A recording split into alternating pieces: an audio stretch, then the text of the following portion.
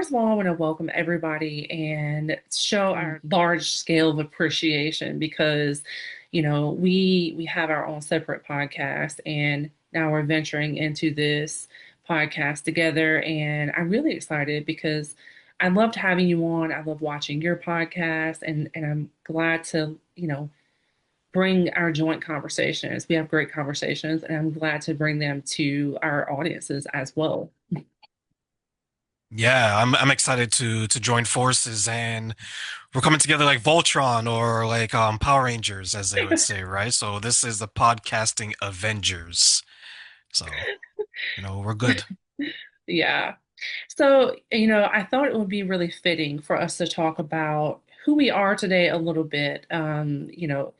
Long story medium for me because I am a very detailed storyteller. So I'm going to try to keep these, keep things on a small scale so we can fit everything in. But I wanted the audience to kind of get to know us a little bit today, who we are, why we work well together, why we're here, what our mission is, and so on.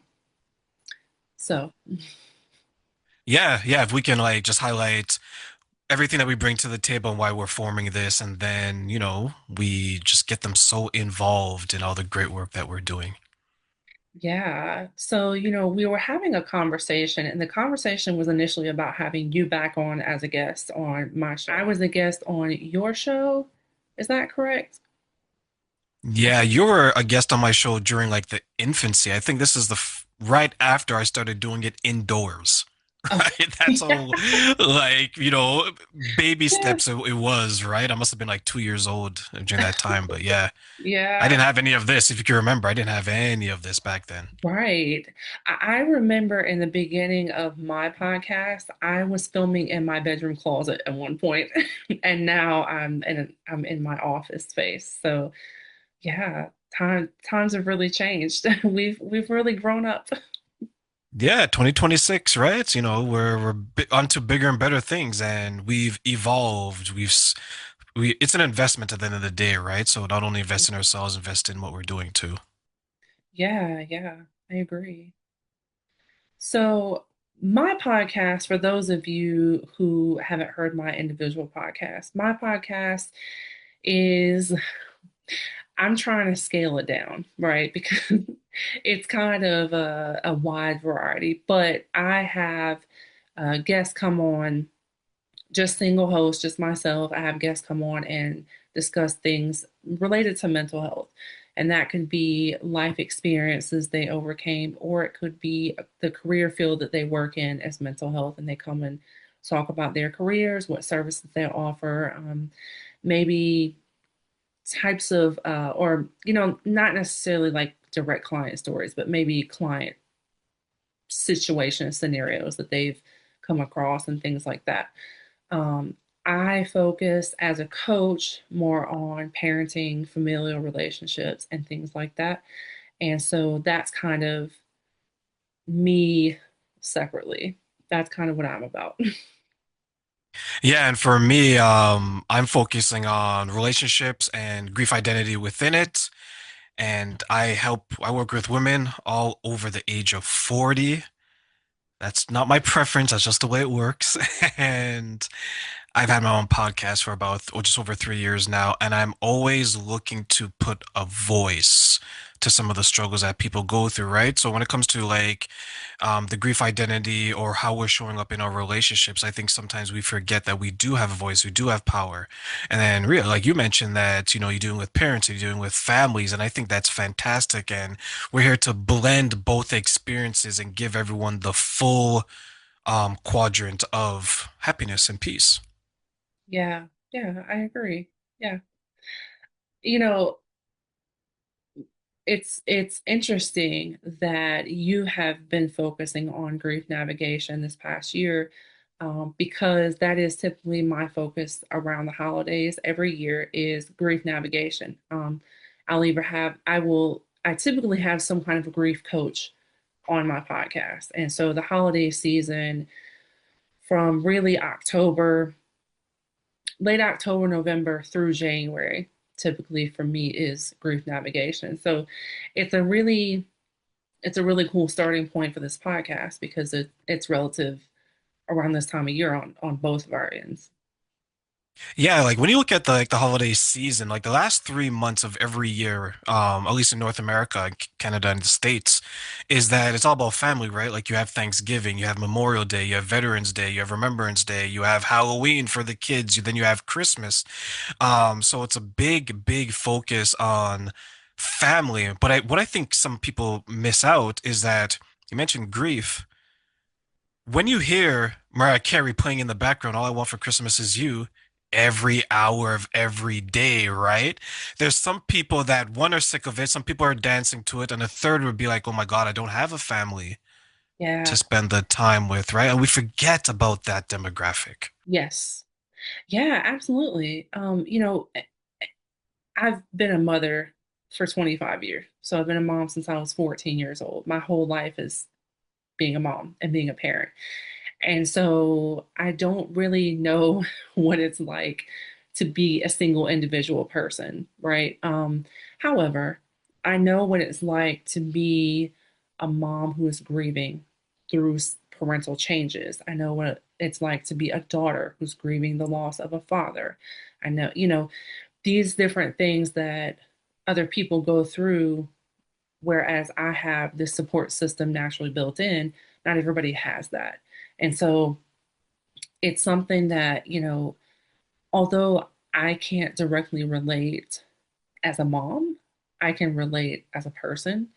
And that's really the importance in coaching or even podcast hosting is that we see people as the people they are and not, this expectation of, well, you're a woman over this age, so you should be a mother, or you're, probably a mother or a father or whatever the case may be, right? Like society has a lot of expectations. And I also love telling people, I tell my daughters this, you don't have to be a mother. You don't have to have kids. You don't like, we don't have to do these things, right? And so we don't have to do these things. And it's also important to remember that not everybody is these societal things. So when it comes to grief and the holidays, or the holidays in general, like having these standards for other people, we need to kind of get away from that, right? And it's another thing that I enjoy about hosting with you is because we don't spend the holidays the same way, you know.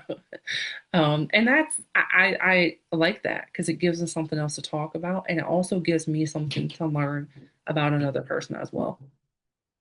Yeah, like when you look at like someone, let's say like parents who were, let's say they were parents longer than they weren't parents, right? Yeah, Like you gave the example of 25 years, or let's say if you take someone that's 40, so they've been a parent for 25 years and they've been non-parent for 15, if they've had children at 15. I'm not saying they did, but let's say they did, right.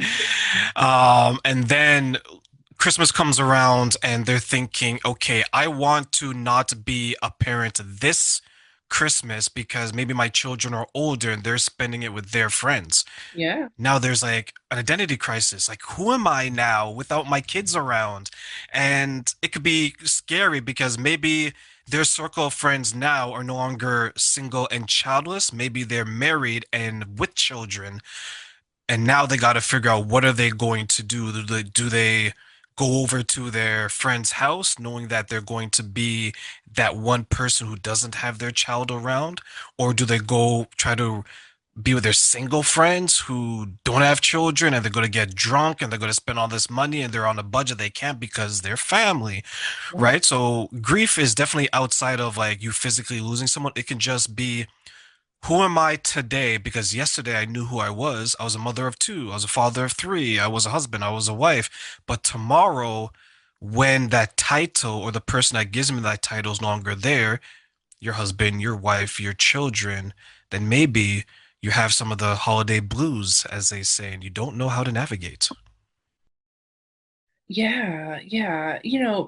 I think, and this is just me personally, and I know not everybody does this or can do this for whatever reason, but I think for me personally, it's beneficial to kind of learn to look at other people's perspectives. And you don't have to have been through what someone else has gone through to be able to be patient with them, to be to kind of understand. Even I have been a mom for 25 years, but I've been in situations where I've been the only one not drinking. Like you said, like I'm the only sober one. I've got kids to come home to, and everybody else is drunk. And it's kind of like, oh, when you're learning how to navigate that, it's not really fun. But that's also going from drinking to not drinking. So that's a whole different circumstance. I like to tell people that you don't have to do everything. It is a really big thing that I point out to people during the holiday season, that you don't have to do everything. You really don't have to do anything. If things are changing and it's new to you, you don't have to go. Don't RSVP to everything. Don't, we feel the need to kind of overextend ourselves. And even in the sense of like traditions. And I had to learn this the hard way, because kids grow up. I had all these traditions. And then all of a sudden, kids started getting older. They don't want to go do all the little kitty things anymore. Or we had a death in the family, and it completely changed the structure of our get togethers. It's cry a little bit and then say, okay, this is what I need. Because what you need is very important in navigating these difficult situations. You don't have to say yes to any and or everybody, and you can cry and do things in a way that is better for you, honestly. Yeah, this year there was we usually have like a holiday dinner, and it changes houses, and this year, thank God, it wasn't at my house. But I told my mom, my dad, I told anyone that would listen, I'm like, I'm not going to the Christmas dinner this year. Like, what are you gonna do? I was like, I'm taking a terrain day. Right? I woke up at 11 a.m., which I usually don't. I usually up by 7:30. I slept in. I ordered food, even though anyone knows me knows I hate ordering Uber Eats, but I was a pig in mud on Yeah, December 24th and December 25th. And I made sure that I took time for myself because, to your point, we think that we have to fulfill society's obligations, right? We have to meet with family, we have to meet with friends, we have to give them gifts, we have to do all these things. But then it's so exhausting. And yeah, I made sure that I want to be very balanced this year. And unfortunately, there's some people, not unfortunately, fortunately, there were some people that didn't make my visitation list. yeah, So I'm very happy with that. yeah, yeah. If anybody follows my show and they listened to my episode last year about the fight at the funeral, my grandmother passed away. Long story medium. I got into a fight at her funeral. Not what I typically do at funerals, but it was in protection of one of my children. And so after that, occurrence, that person is a part of the family, and they are still allowed to come to family events. So we last year, because the funeral was right before the holidays. So last year and this year, we did not get together with family, and that's okay. Everyone who came to my house had a fantastic time, and my kids actually told me that they would rather keep doing this. Well, I was a mess last year. Like, I was so upset, that, like, first of all, my grandma passed, and then there's a fight at the funeral, and then everything's different, right? Like, I was upset, but everybody else here was like, can we keep doing this? Like, we want to do it this way. And it's no like shot at my family, but it's the traveling, the spending money, the all these things that just sometimes we just want to enjoy it. You know, I gotta ask, was it like a fist fight, a verbal fight? Spill the tea, spill the tea. So it's a little bit of both. So a, a family member of my marriage was inappropriate with one of my children, and they came and told me, and I went right to him. And I've known him since we were teenagers, and I very much, yeah, it fits his current character. And so I let him have it. And he was just like, you know me. I wouldn't, and I'm like, that's the point. Like, I do know you, and I know my daughter, so or my child, and so it became a physical altercation. I went after him. He started yelling at me. Someone else jumped in and made it physical. And my shorter cousin, my cousin who's shorter than all three of us, was like in the middle, like, "Stop." It's not funny, but it is, whatever. And so she kind of broke it up. But it did turn a little physical. Not as physical as it could have. And, no guns were drawn. It is America. Thank God no guns were drawn.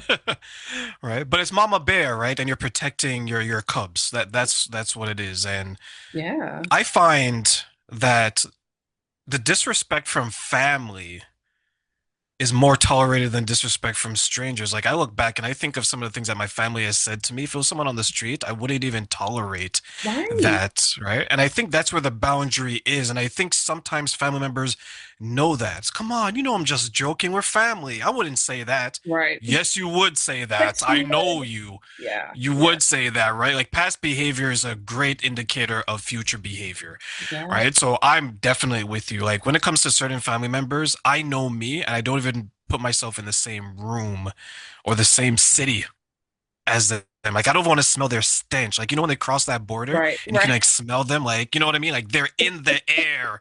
They're in radius of me. Like you got to flee from that, Yeah. escape Babylon. So I'm with Right. you on that. But I spent so much of my life doing a little bit of both. Like I wear this around my neck from time to time, not because I'm very religious, but because it contains my father's ashes. My father and I didn't have a great relationship once I got older. He was an alcoholic, and once he gave up alcohol, he kind of turned his habits to other things. And so once I saw him kind of depleting, I chose to stay away. And I only go visit every, I don't know, like every couple of years or so. And that was really more for other family. And it's weird because of like, I don't know, my familial relationships with a lot of my family were very strange. And a large part of it is, which people have told me over the years why that is. And I'm just kind of like, no, I choose to see the good in people. That's not why. I have mixed kids. And that is not something that is very common in a certain side of my family. And so my kids have always been kind of treated different. Um, and it's something that I chose to try to not acknowledge because when I take the kids down there, they'd enjoy themselves. So I'm like, no, that's not the case. But, there's other things, right? Like just because we have a good time when we're down there doesn't mean these other things don't still exist. And so familial relationships are very interesting.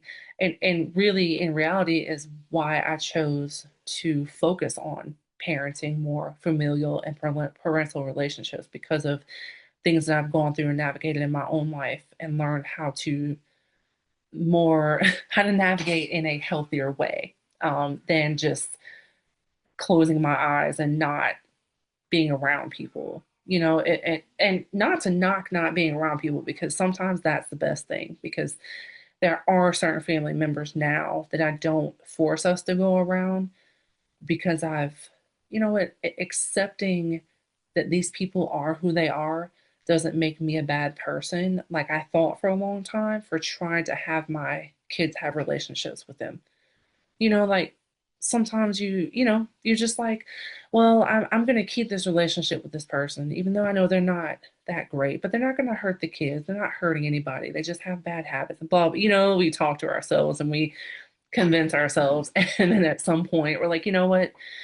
This is really doing more harm than good for me. And so now it's time to distance myself in a healthy way.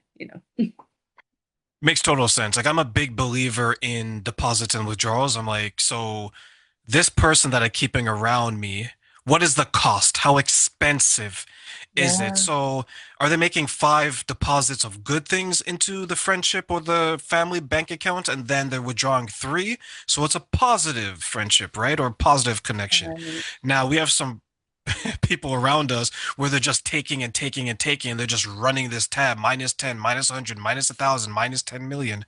And we're Yeah. like, what are we doing here? Right. Yeah. But to your point, in the beginning, we're trying to validate it, right? Like, I've known them 10 years, 15 years. I've reached a point at my age, I'm 40. I said, I'm loyal to behaviors and not to people.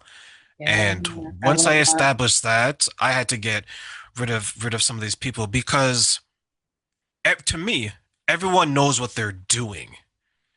Right. And it's even harder when you have children. Like, I don't have children myself, but parents out there, you have to protect yourself, you have to protect your kids. Yeah. Right. And there's a hierarchy there. So kudos to you for standing tall and standing firm in it and 10 toes down because Thank it's you. not always easy, but things change when you have children. You realize, oh, okay, is this the best person for me and my Right. children versus instead of is this just the best person maybe just for me? Right. But it goes for single people too. I think for me personally, the most important way to navigate grief through the holidays is to set boundaries. Set boundaries, set your limits on what you can and can't mentally and emotionally handle, and always understand that we don't have to please everybody. We don't have to do all the things. I actually, on my website, I have a holiday schedule planner available. And this one is specifically for parents, but really anyone can use it. But that's what I focus on. So it's a holiday like a schedule sharing planner because and maybe you don't use it this year, but maybe just as a preparation for next year, it is, it for me, I'm a visual person. I have a whiteboard I write things down on. I have my calendar on my phone. Like I have planners and calendars everywhere. Um, and that's not even just for like kid stuff. That's for everyone's schedules, my stuff, everything. And so I think it's helpful, plan stuff out, but don't overload your plate and don't feel bad about it either. And I would say I'll give two recommendations when it comes to holidays and navigating not only yourself, but grief and interacting with family members. The first one is learn to say no. You don't have to do every single thing. Think Right. of yourself first. How does this benefit me? Is this going to make me feel good? And do I need or want to do it? And the second thing is get a buddy, get someone that is at these events that you're going to agree to that's going to do a check-in and you check in with them and maybe when it's time to leave you can give them the heads up and they can say okay, Terraine is ready to leave today, but this is not your buddy to drive you to and fro. This is your emotional support buddy. Take your own car. That's what I do. When I want to leave, I'm gone. Right? And that's part of the boundaries. So, first thing is learn to say no. Second thing is get that emotional buddy support system. They're the ones that are going to check in. You check in with them when it's ready for them to leave. You're going to let them know, you let the host know, and then you take yourself home. Yeah, I love it. All right. Well, thank you all for being here today for our first episode. And please let us know, give us your feedback. If you have questions, if you have things you want us to discuss, if you have, hey, this is what I enjoyed. Hey, I didn't really enjoy this so much. Whatever your feedback, and we're open to receiving it. And so please leave feedback and let us know. Um, what you want more of from from us.